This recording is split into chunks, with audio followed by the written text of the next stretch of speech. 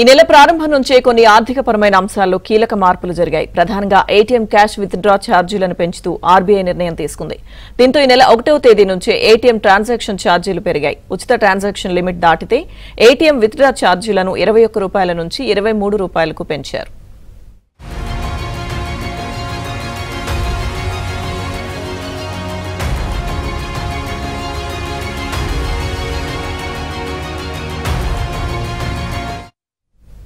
RBI rule ప్రకారం metro నగరాల్లో 3, non metro ప్రాంతాల్లో 5 ఉచిత ఏటీఎం లావాదేవీలుంటాయి.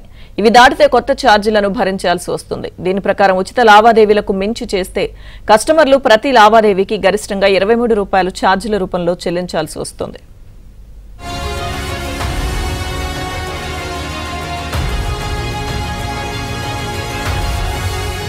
ట్రాన్సాక్షన్ ఛార్జీలు పెరిగాయి. ఉచిత ట్రాన్సాక్షన్ లిమిట్ దాటితే ఏటీఎం విత్డ్రా ఛార్జీలను 21 రూపాయల నుంచి 23 రూపాయలకు పెంచారు.